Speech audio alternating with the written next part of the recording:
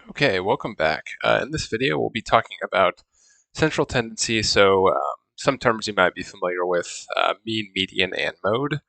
And for these, I think it makes the most sense to kind of lump the conceptual and practical overview together. So this is just a full overview of these concepts. And so before we get into that, just a reminder of what distributions are. So as mentioned previously, distributions basically referring to a spread or summary of occurrences, observations, whatever it may be. So one practical example we gave was this map showing global distribution of caribou. A more relevant statistical example is something called a Galton board or Galton box. These approximate a normal distribution, and so I'll play this GIF here.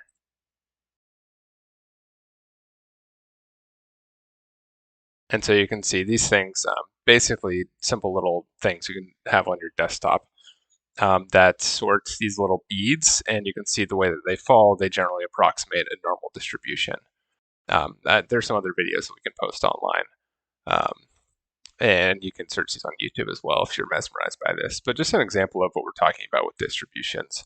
Um, so in this class, we generally talk about normal distributions, which is something we'll cover in a later video, but at least wanted to give you a sense of what this looks like and what we're referring to, because we'll talk about distributions when we talk about central tendency. Reason being, measures of central tendency are things that tend to be, or measures that tend to be toward the center of a distribution. And so in that previous example, I'll wait for it to flip over. I don't know how I can pause this. It'd be something that tends toward the center here, right? The top of this distribution, or more frequent or more likely in this example. And so essentially what we're doing here is, and why we use these measures, is to try to identify just a handful of scores or a single score that can represent the overall distribution. And statistics, especially parametric statistics, we're using parameters such as measures of central tendency that generally describe or summarize the entire distribution. And so one example of these in practical terms is a GPA. GPA, if you're not familiar with what that stands for, it stands for grade point average. And so this is essentially an average or mean score of one's entire academic performance, like in college, for example. I think they give GPAs in high school and whatnot too.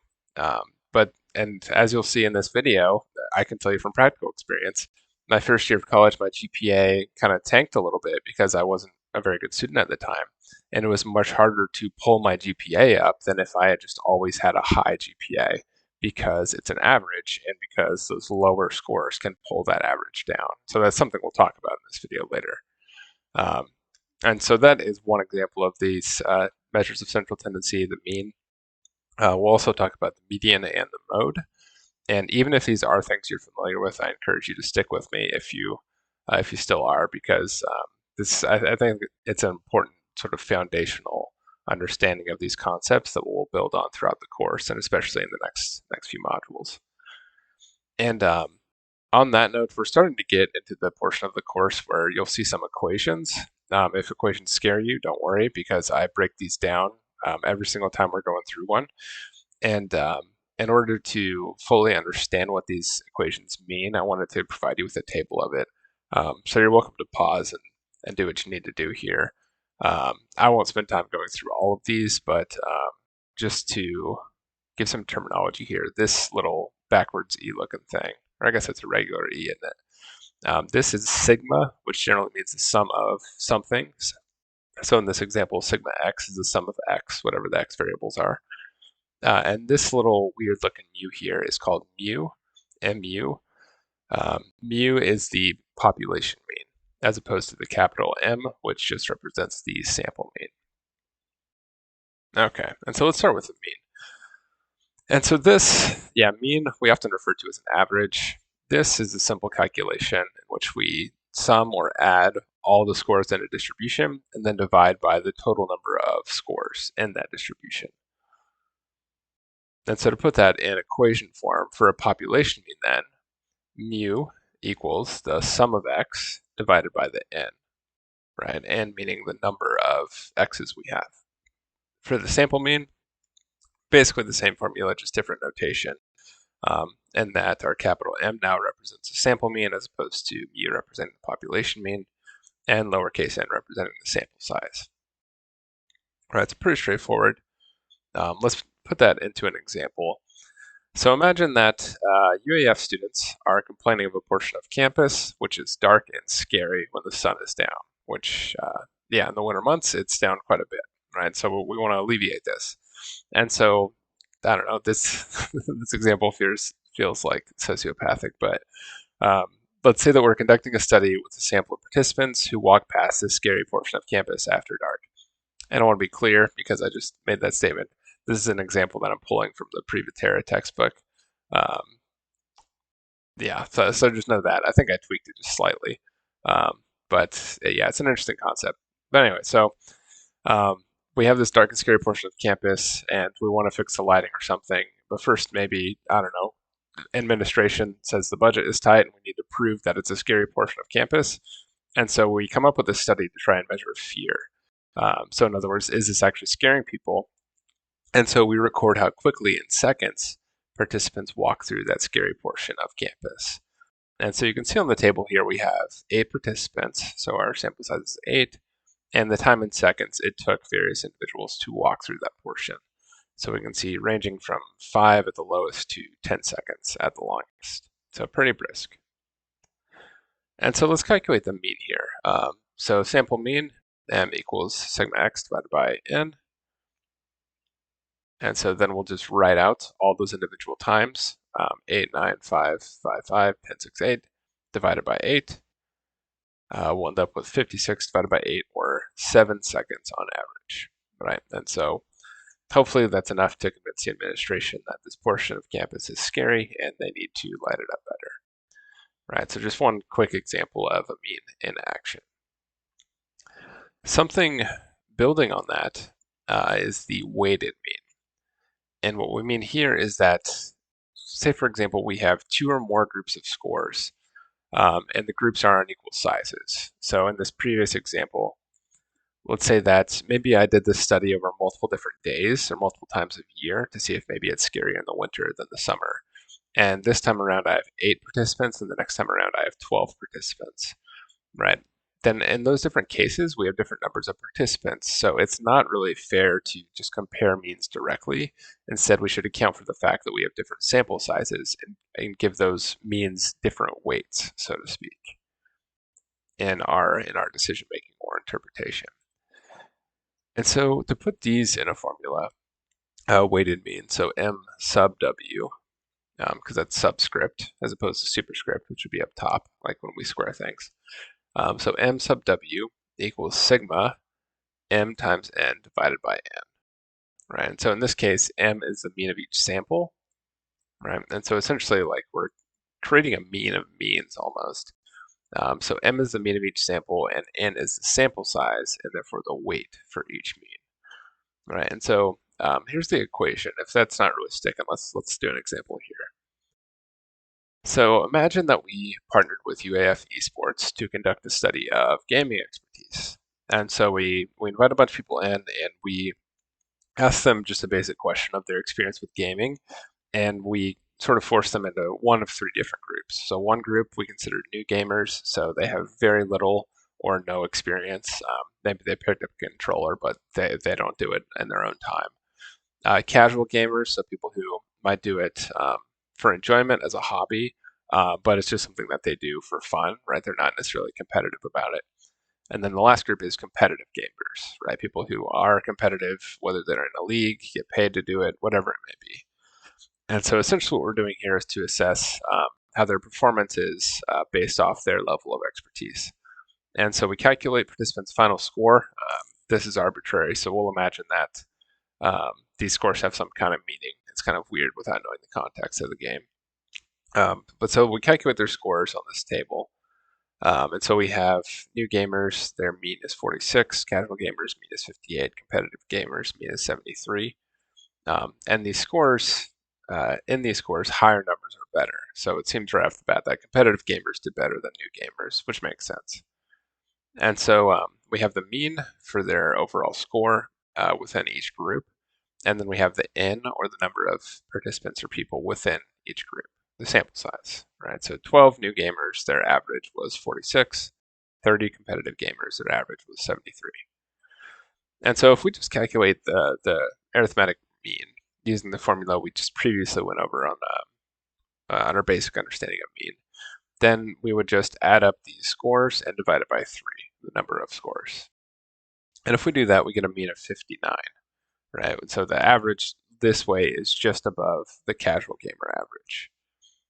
A weighted mean, though, will tell a different story. And so using the formula, right, m times n divided by n, so sigma m times n over n, then we'll have 46 times 12 plus 58 times 14 plus 73 times 30. And again, so for each one, it's just the mean times the sample size, and we're adding all of those together. And then we're dividing it by the overall sample size. So 12 plus 14 plus 30. We do that, we end up with a score of 63.5. Right, so you can see here our previous mean was 59, our weighted mean is 63.5. And so this is showing a different story. And in other words, we can see that the competitive gamers are pulling a little bit more weight, right? In other words, they're pulling that average up, largely due to the fact that there's such a large sample of them. So this tells a better story of the overall picture when we think of all the participants in the study, instead of just more directly comparing the groups, right? So in other words, of everyone we sampled, the average was 63.5, considering the fact that there were different levels of expertise. And so, yeah, this is something that we'll come across some in this course. Practically, I think we encounter this one less in everyday life, but nonetheless an important one to make note of. And something that might come up if you go on into more advanced statistics like multivariate statistics, things like that. Okay, so moving on to the median. The median, one that I think I went over in grade school. I think you probably did too, at some point in your schooling. But this basically the middle value in a distribution if we list them in numeric order. And so in other words, this represents a midpoint. So half the numbers fall above, half the numbers fall below. And so this won't be influenced by outliers in data. Whereas, for example, a mean can be pulled different directions based off the actual numbers themselves. This is just basically listing them out and saying this one falls right in the middle. And because we're referring to the midpoint, it will be slightly different if we have an odd or even sample size. So let's start with odd here. So in this case, or in both cases, we'll use this formula, meaning as n plus 1 divided by 2, and that gives us the position in the list. So I suppose it'd be better, more accurate to say median position. And so let's say we have an odd number of values. So here we have 1, 2, 3, 4, 5, and we have them listed out. Let's go ahead and arrange those in numeric order, because that's an important piece here. If we use our formula, we have 5, our sample is 5, plus 1 divided by 2 is 3. Then that's telling us that the median position is going to be third in this list. So let's count 1, 2, and 3. And there you have it. Our median is 44. Super basic, straightforward stuff. When our number is even, slightly different. And so in this case, let's just say we pulled off that 8 and we leave these 4 numbers. If we arrange those in numeric order and we use the same formula, now we get a number of 2.5, which doesn't make sense, or it might not at first, but really what that means is we'll go ahead and count 1, 2, 3, and then the median is going to fall between these two. And so we'll just take the average or mean of the middle two numbers. All right, so in this case, it's 66 plus 44 divided by 2 equals 55. Right, so this, yeah, in some ways it's a computation of a median in cases where there are even numbers and we don't have a direct middle number. Instead, it's just the average of the two middle numbers. Okay, and then the mode, this value refers to whatever, essentially whatever number occurs most often or most frequently, or whatever response occurs most often or most frequently. And so this one is pretty mundane to find it. You basically just list a set of scores in numeric order and then count whichever score occurs most often. I suppose you could do this without listing them in numeric order, but you're much more likely to make a mistake in your counting. So for example, let's say we have a golf hole, and the par is 4, and we have this list of scores from people that came through and played on that hole. And so we want to find the mode. And so then what we'll do is we'll just literally count these out. So we can see that 2, we have 1, 3, we have 1, 2, 3, 4, 5, 4, we have blah, blah, blah, right? So on and so forth. You're welcome to pause it and count it. If you do, we'll end up with these numbers. So we can see here that 4 was our mode because it occurred 8 times, right? It occurred most frequently. So that makes sense, right? If it's par 4, it makes sense that most people are getting par. And so to move past the basic the basic concepts here to some characteristics, specifically of the mean, because I think this is, we'll build on our understanding of the mean in this course. So I think it's helpful to understand how means can change as our data set fluctuates, or the values in our data set change as well. So changing an existing score will change the mean. So say we have this list of exam scores here, 96, 93, you can read them. Let's calculate our sample mean to begin with, so we have a baseline of what the mean is. And if we do that, we'll end up with 80.67, right? So about 80.7 is our mean of these exam scores.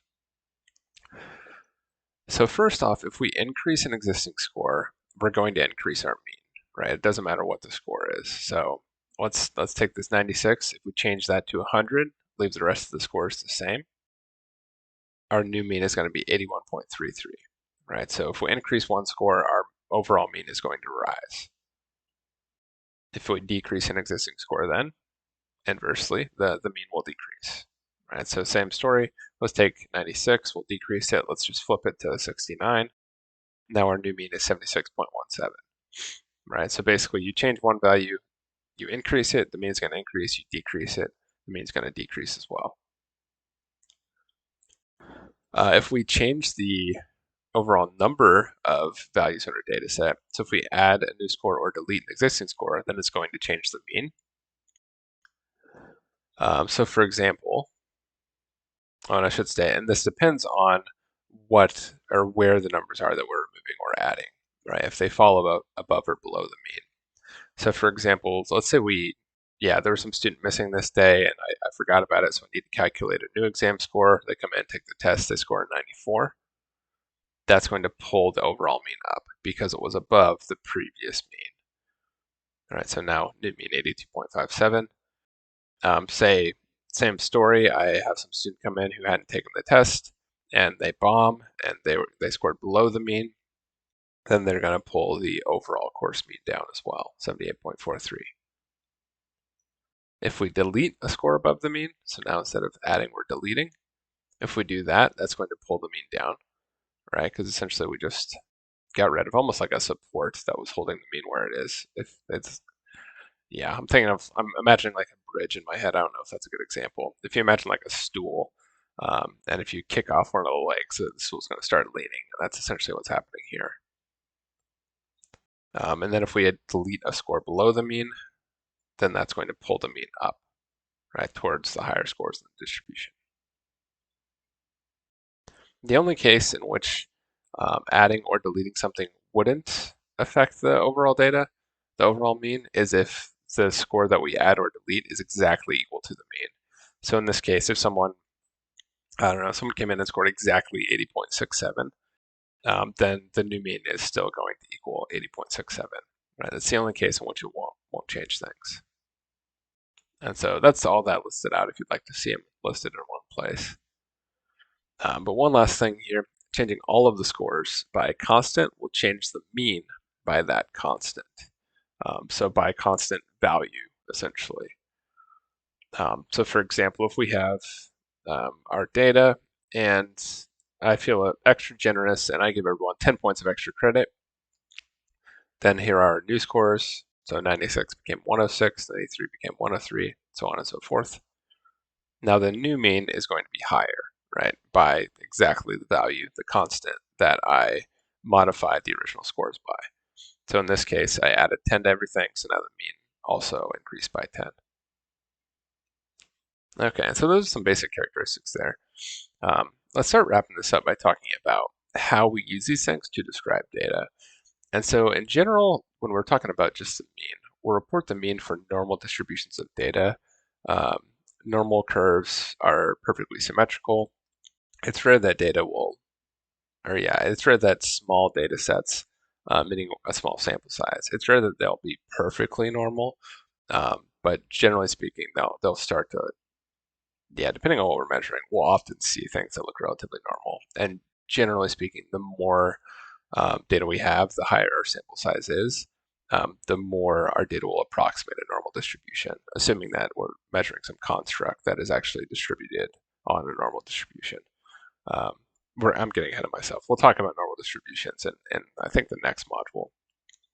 But generally speaking, when we have a normal distribution, the mean, the median, and the mode all fall exactly in the middle, right? And so the mean in a normal distribution, the mean is alone is, well, let me back up.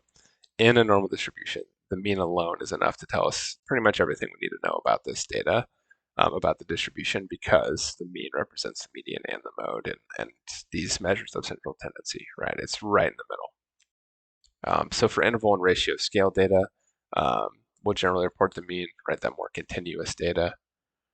Um, yeah, and then moving on to the median will report when our data is skewed. And if you're not familiar with skew, we'll go over that quickly here. So again, a normal distribution, perfectly symmetrical, there's no skew. Skew basically means that our distribution's kind of leaning one way or another, where there's like a longer tail on one side. These here are called the tails. There's a longer tail on one side than the other. And this can be kind of counterintuitive, or it is for me at least, because to me, my gut instinct wants me to say that this is a positive skew because the hump or the peak or whatever is to the right. And unlike an XY axis, usually that means more positive.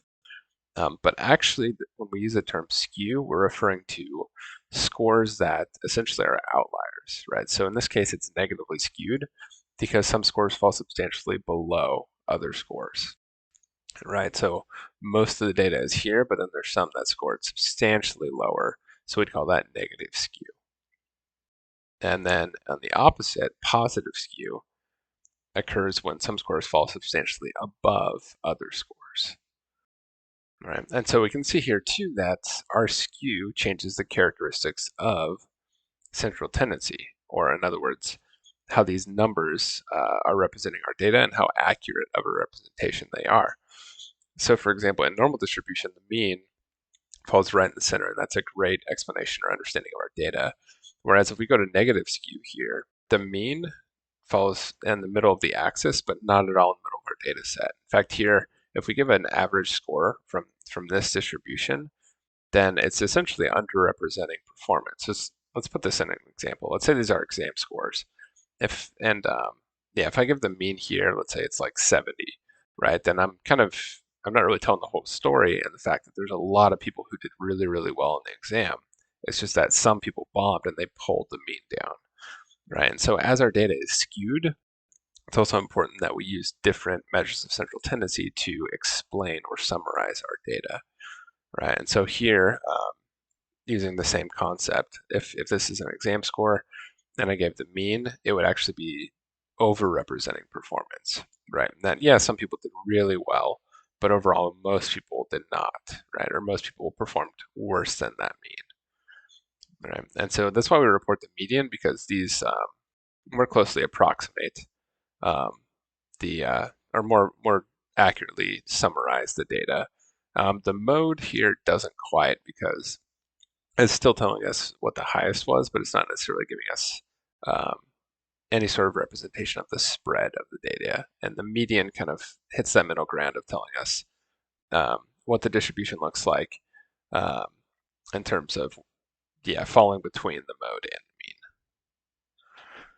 And so some examples of when we'd use this, ordinal scale data, so when things are ranked.